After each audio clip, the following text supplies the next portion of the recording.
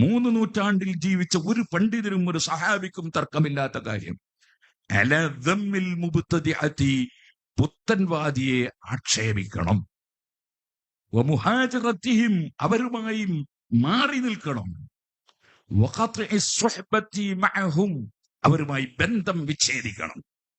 അതിൽ സലഫുസ് സാലിഹീങ്ങളായ ഇമാമിങ്ങൾക്കും സഹാബികൾക്കും ഒരു തർക്കവും ഇല്ലെന്ന് ഇമാം ഗസാലി റളിയല്ലാഹു അൻഹു അവിടുത്തെ കിതാബുൽ മുസ്തസ്ഫയിൽ രേഖപ്പെടുത്തിയത് കാണാം. ഇനി 1000 പണ്ഡിതന്മാർ ആ വിഷയം പറഞ്ഞതുണ്ട് എന്ന് എല്ലാ ആലിമീങ്ങൾക്കും അറിയാമല്ലോ. എന്തിനാണ് അവരങ്ങനെ പറഞ്ഞത്? അതിന് താജുൽ ഉലമ പറഞ്ഞു, മക്കളെ, ആരോഗ്യം പകരൂല, രോഗം പകരും. ആരോഗ്യം ഒരാൾക്ക് പകരൂല, അത് അവരവർക്ക് തന്നെ ഉണ്ടാകേണ്ട ഒരു സംഗതിയാണ്. രോഗം അങ്ങനെയല്ല, രോഗം പകരൂ. ഇതൊരു വലിയ പകർച്ചവ്യാധിയാണ്. ആ പകർച്ചവ്യാധിയുമായുള്ള ബന്ധം ഉണ്ടായാൽ ആ രോഗം പകരാൻ വളരെ സാധ്യതയുണ്ട്. അതുകൊണ്ടാണ് സർവ്വ ഇമാമിയങ്ങളും തർക്കമില്ലാതെ അത് പഠിപ്പിച്ചത്. അതുകൊണ്ടാണ് സമസ്ത കേരള ജമിയത്തുൽ ഉലമയുടെ ആവിർഭാവ കാലത്തെ ഏറ്റവും പ്രഗത്ഭരായ ആലിമീങ്ങൾ ഒന്നിലധികം ദിവസം ഇരുന്ന് പുസ്തകങ്ങൾ പരിശോധിച്ച് പുത്തൻവാദികളുടെ ആശയം ബിദ്അത്താണ് എന്ന് പറഞ്ഞതിന് ശേഷം അവരുമായി കൂടിപ്പെരുമാറരുത് എന്ന് ഫത്വ കൊടുക്കുകയും അത് കേരളത്തിലെ മുഴുവൻ പണ്ഡിതന്മാരെയും പഠിപ്പിക്കുകയും ചെയ്തത്. എന്തുകൊണ്ട്? ഈ രോഗം പകരരുത് എന്നതുകൊണ്ടാണ്.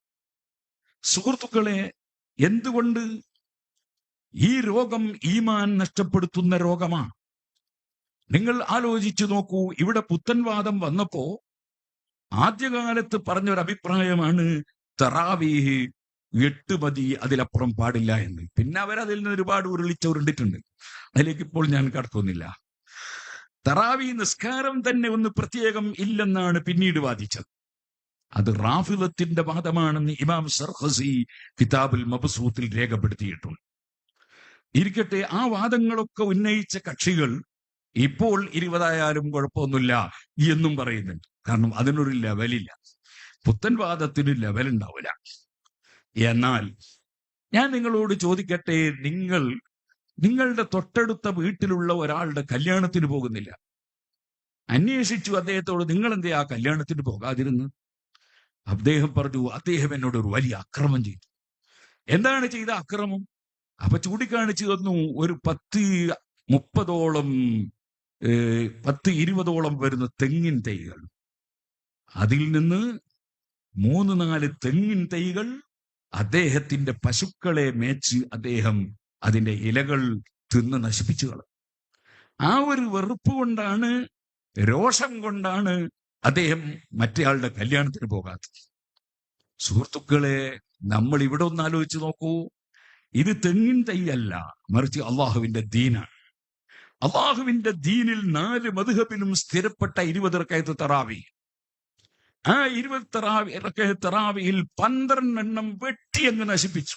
നമുക്ക് അവരോട് ഒരു ധാർമ്മിക രോഷവും ഇല്ല. അവര് നമ്മുടെ സുഹൃത്തുക്കളായി നടക്കുന്നു എന്ന് പറഞ്ഞാൽ നമ്മൾ അള്ളാഹുവിന്റെ ദീനിന്റെ വക്താക്കളാകുമോ?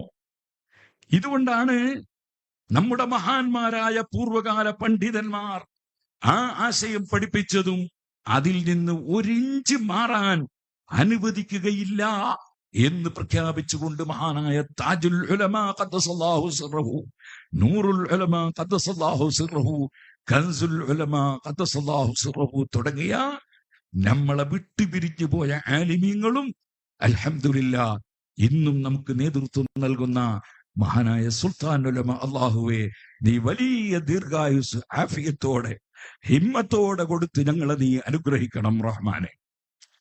നമ്മുടെ ആലിമീങ്ങൾ നമ്മെ പിടിച്ചു നിർത്തി. എന്തിനാണ് പിടിച്ചു നിർത്തിയത്? ഈ രോഗം ഉമ്മത്തിലേക്ക് പകരരുത്.